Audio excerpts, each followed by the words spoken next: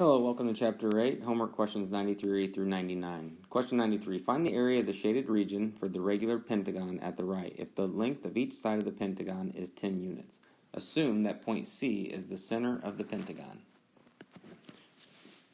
Alright, so if we think about this in terms of breaking it up into our triangles, we have this one. And then you can see the shaded region is going to be 3 out of the 5 triangles. So we're going to go ahead and focus on the area of one of the triangles, and then we can multiply that area by 3 to find the shaded region. So we have a length of 10. We're going to split that the triangle in half here. It is a pentagon, so we know that all 5 of these add up to 360. So 360 divided by 5 will give us an angle measure of 72 degrees. But since I'm splitting up the triangle, I want to go ahead and divide that by 2 as well to get 36. So this angle right here represents 36 degrees. We have a 90-degree angle here. And to find the area, we need to figure out what the height is. So we know that this length is 5. And so we can use tangent ratio. Tangent of 36 degrees is equal to the opposite over the opposite over adjacent, and the y value is going to represent the adjacent, the height of the triangle. So I'll multiply each side by y to get it out of the denominator, and then I'll divide both sides by tangent of 36 degrees, and that will give me the height approximately. And that's 6.88 approximately units for the height. Now to find the area, we know that the base of the triangle is 10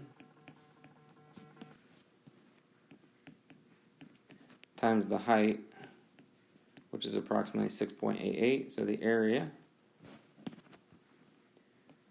34.4 units squared approximately, and that's just for this one triangle.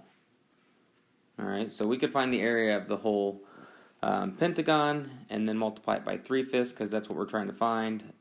Since all of the triangles are the same, we can also just take this area of one triangle and multiply it by 3.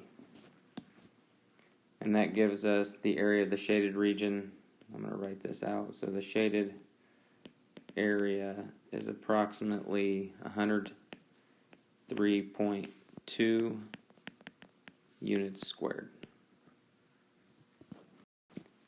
Question 94, for each triangle below, find the value of x if possible.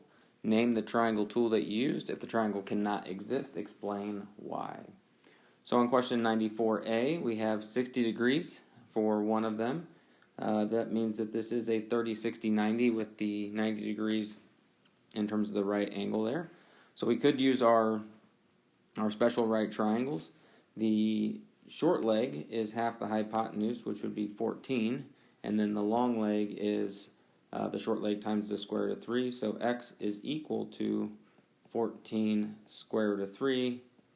And we could also approximate that, but that would be the exact value, or approximately 24.2 units. And use name the tool. We went ahead and used the 30, 60, 90 special triangle. Part B, we have 2 angles, 50 and 68. So we know that all 3 angles have to add up to 180. So if we subtract 180 from those 2, that will leave us with 62, if that's necessary, but at least it's nice to have there since we can find it. So this is 62 degrees. On this one, it looks like it's not a right triangle, so we're not going to be able to use our trig ratios, but we can use law of sines since we have all 3 angles in one side that is given. So we're going to set up law of sines. It'll be sine of 68 degrees over the side opposite that, which is 7. And since I'm looking for x, I'm going to use sine of 50 degrees over the side opposite that, which is x. So I guess on this one I didn't have to find that third angle, but at the time I went ahead and did it. So let's see what we get here. We're going to get x times sine of 68 degrees multiply both sides by x, and then multiply both sides by 7. You get 7 times sine of 50 degrees.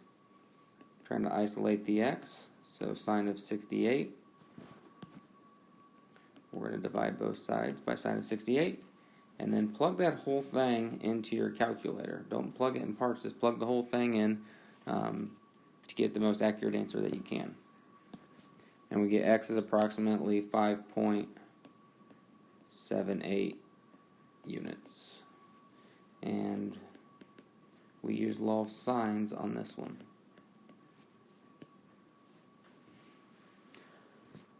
All right, C, we have a right triangle, so it looks like we can just go ahead and use Pythagorean theorem.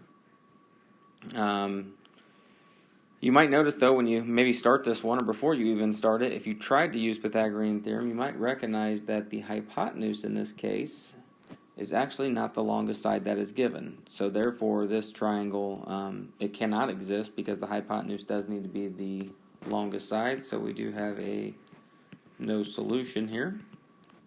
And once again, the reason is because the hypotenuse must be the longest side.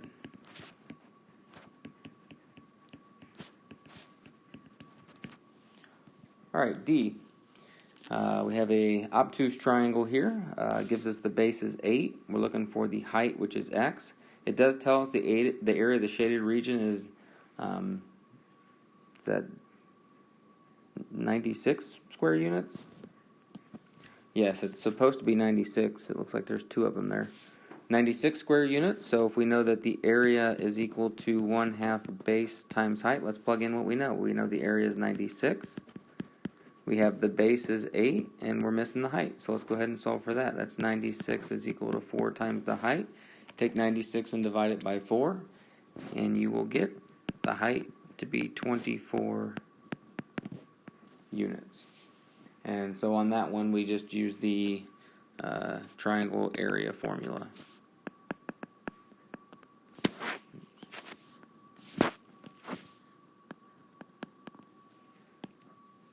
All right, and that's it for those 4.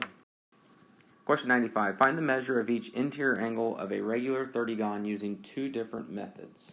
All right, method 1, I'm going to start with the exterior angle because I know the exterior angles add up to 360 degrees. So if I take 360 degrees and divide by the 30 sides, that will give me a value of 12. So 12 degrees would represent the exterior angle. And since the interior and the exterior angles are supplementary, I can go ahead and take 180 degrees and subtract 12 degrees, and then that will give me 168 degrees, and that will represent the interior angle. So that's one way to do it. Another way that you could do it is to use the algorithm for the interior angle, basically. And so what we do is, to find the interior angle, we find the sum of the interior angles, which we found and discovered that to be 180 times n minus 2. And so if we find the sum, then we can just divide it by the number of sides as well to get n. So we'll just plug in what we know. So the interior angle will equal 180, 30 minus 2, so that would be times 28, and then divided by 30. And so therefore the interior angle will equal that expression, and if you simplify that, you will get 168 degrees. So there's 2 different ways to find the interior angle. Question 96, examine the diagram at the right. Assume that AD and BE are line segments, that BC, line segment BC, and line segment DC, so BC is congruent to DC, the angle A is congruent to angle E, and then we're going to prove that AB, line segment AB, is congruent to line segment ED. Use the form of the proof that you prefer. We can either use a flow chart or a 2-column proof. And be sure to copy the diagram on your paper and add any appropriate markings. So I'm going to go ahead and set up the 2-column proof. Or I think the last video I did a 2-column. Let's go ahead and do a flow chart proof. So what is it that we know? What is given? We're given that BC, line segment BC, is congruent to line segment DC.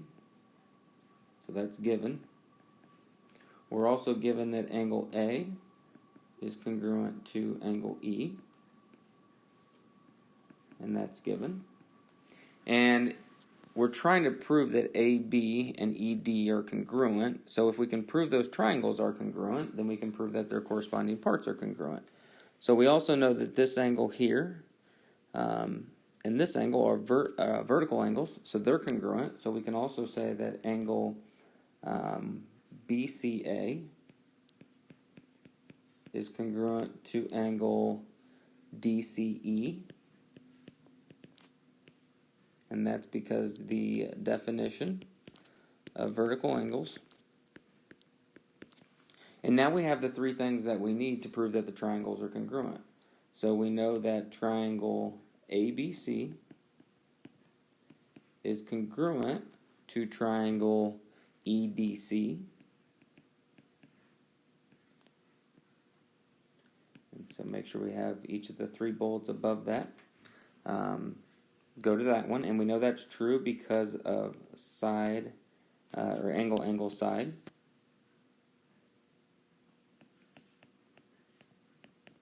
Congruency. And then that's not the end, because we're trying to prove not that the triangles are congruent, but that AB, line segment AB and line segment ED are congruent. Well, now we can say that because of the triangles being congruent. So let's go ahead and finish this off.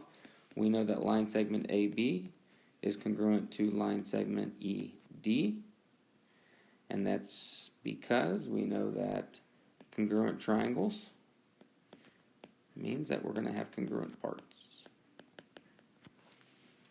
And there you go. Question 97. For each diagram below, write and solve an equation to find x. All right, on the first one here, we have pentagon. We have three of the markings, 125, 125, and we also have 90 right here. And we have x on the top. So with a pentagon, we need to know what the sum of the angles are, and maybe you remember that from just doing it, but we'll go ahead and figure this sum. We want to take 180 times the sides minus 2 to get that. And so remember that what that does is it creates three different triangles in a pentagon. So each triangle adds up to 180 degrees. So 180 times 3 will give us 540. And so now we know that the sum of these, 125 plus 125 plus 90 plus x, has to equal 540 degrees. So I combine my like terms.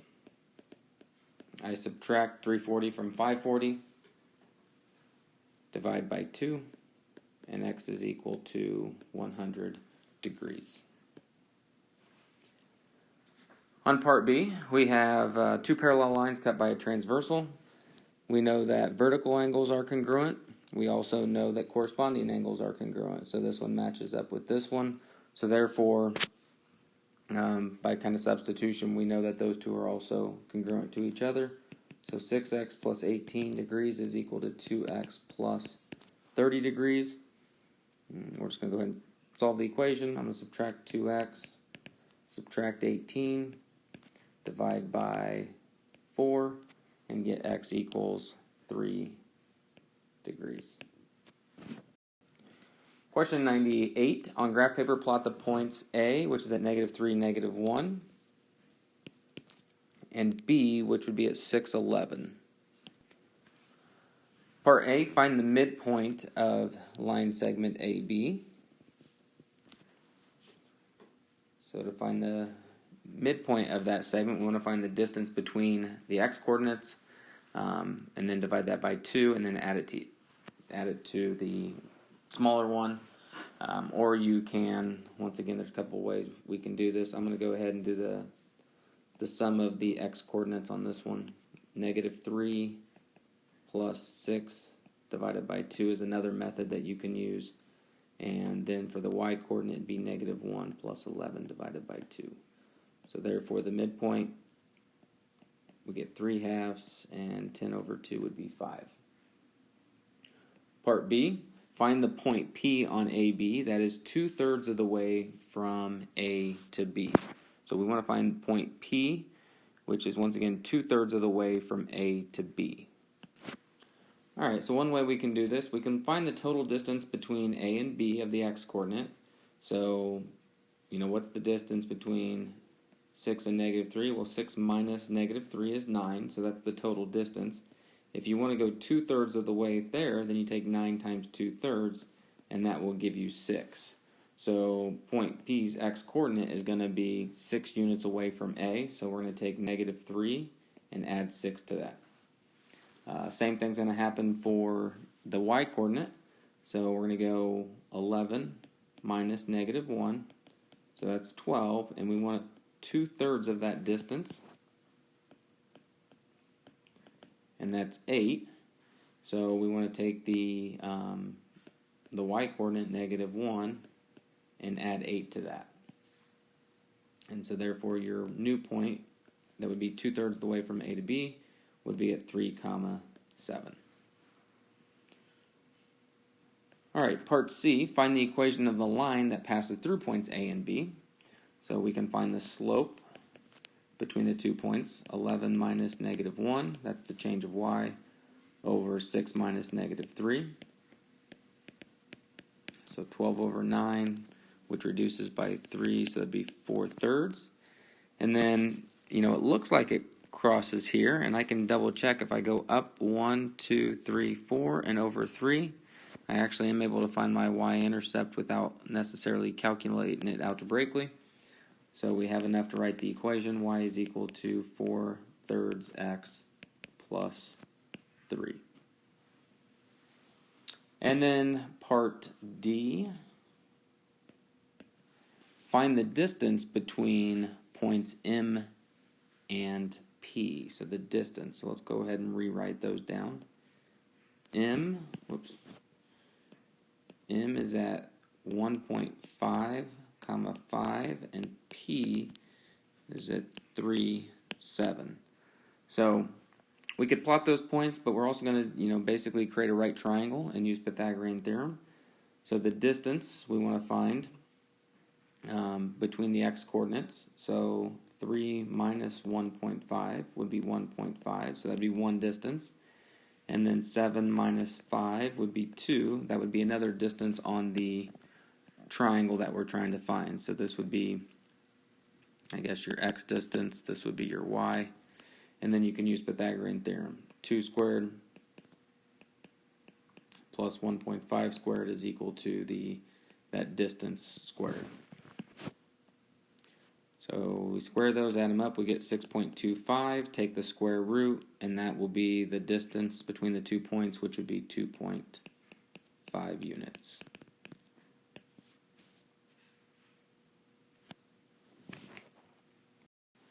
Question 99. Multiple choice. What fraction of the circle below is shaded? So we have a 60-degree angle here. Remember the total is 360. So how many could we create in a circle of 360? Well, 360 divided by 60 would be 6. So you could create, 6 of those. And so therefore, what fraction of the circle below is shaded? Well, if you can create 6, and there's only kind of one that's not shaded here, that would be 5 out of 6. But these are written and they're not necessarily simplified. So remember what we did is we took the 60, whoops, I wrote 36. We took the 60 out of the total of 360. But that's the non-shaded, so we want the other part of that, which would be 300 out of 360, because that's what makes up this other part, 300, that is shaded. So it looks like we're looking at answer choice B here.